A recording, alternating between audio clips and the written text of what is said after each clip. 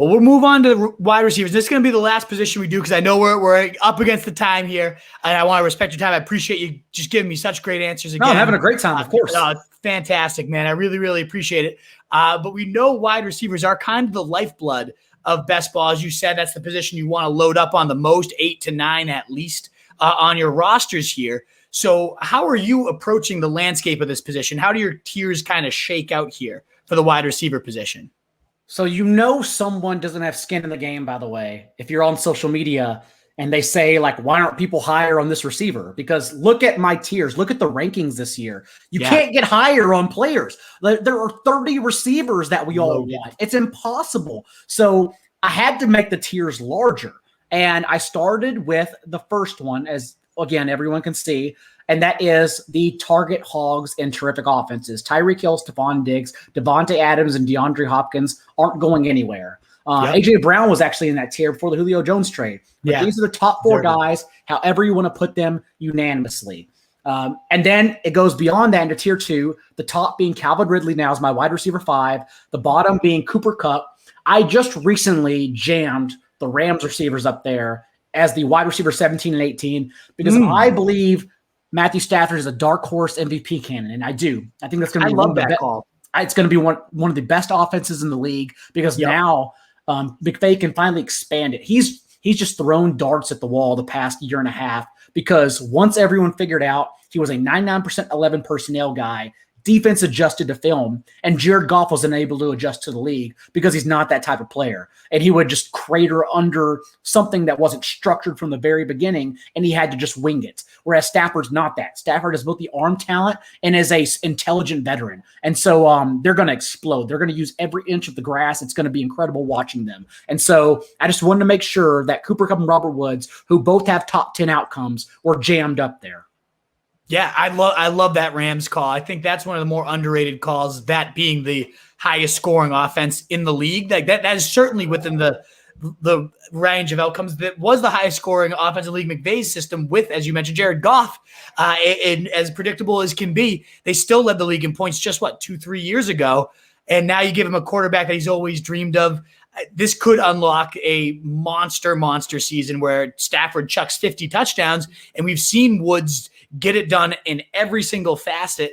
Same with Kupp too, but now you add the touchdowns on top of that. This guy adds 12 touchdowns to you're getting 95 receptions and 1,300 yards, but now you add 12, 15. I mean, that's a top 10 receiver right there. So I absolutely love that. Yeah. And Stafford hasn't had like a legitimate target hog at slot since Golden Tate, but we saw what Golden Tate did with him. And now that they have the boundary stretchers in however long Deshaun Jackson's healthy for, but then Tutu Atwell to replace him if necessary. Van Jefferson was also strictly a boundary guy.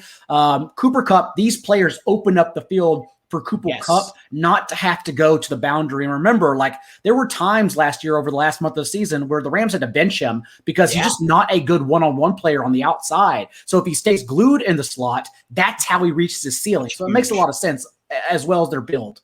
That's a great point too. I mean, you see the way they're architecting it, the players they've brought in, the arm they brought in, like that offense should be berserk. Like unless McVay is not the real deal or Stafford's not the real deal. And I think both are the real deals. Like, I don't see how this fails. Also, we're not going to talk about tight end tiers today. And again, they'll be finalized on the slot by Friday. But I think everyone's incorrectly assessing Tyler Higbee because of this as well. Everyone's noting his high rate of run blocking snaps last year. But again, it's a different offense. They had to protect Jared Goff. They can do much more in this structure with Matthew Stafford. And so I ignore that and believe he's not going to be Gronk, of course, from 2 years ago, those last 5 games, but he's going to be running more routes this year, just naturally being in a better offense with a better quarterback. And that's why I also have him jammed in that Hawkins and Goddard tier we talked about.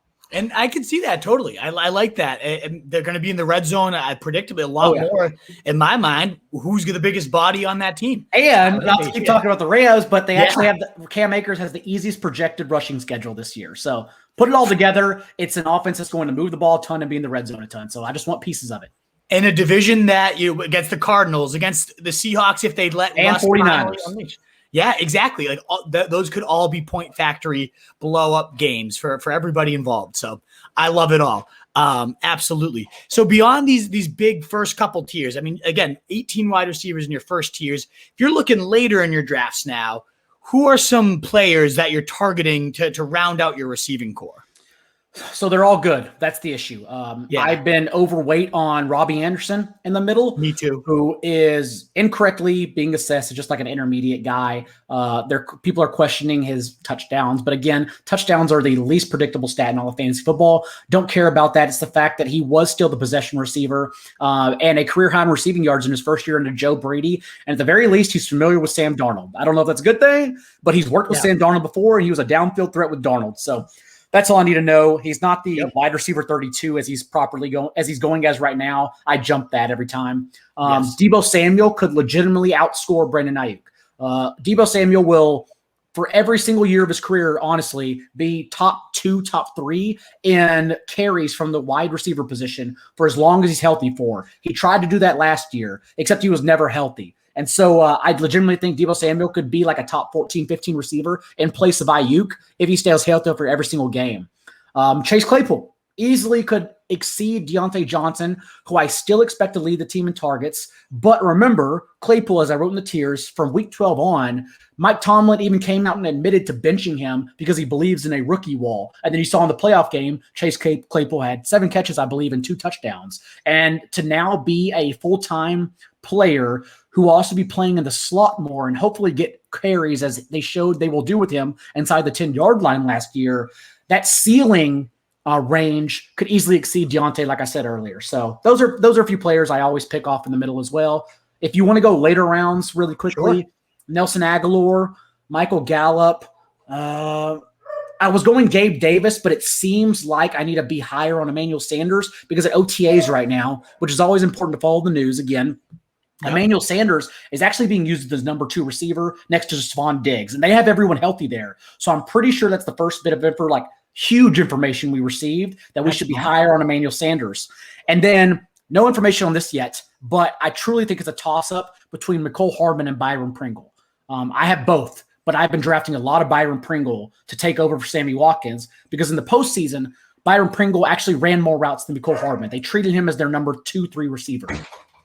I love it. I love all those picks. You're like rolling down the list of my highest owned guys. So this is just like a joy to hear right now in terms of Deebo, in terms of Anderson, and a bunch of those late round guys. I'm full. There's not a single one that I'm like, no, I want to debate him on this. Like I check mark. If you like my opinion, I'm with you 100% on all those names you're bringing up. So I love it. What is up, you fantasy wolf? Thanks so much for tuning in. If you haven't already, share your thoughts in the comments, check out some more videos, and join the newest Wolfpack by subscribing below.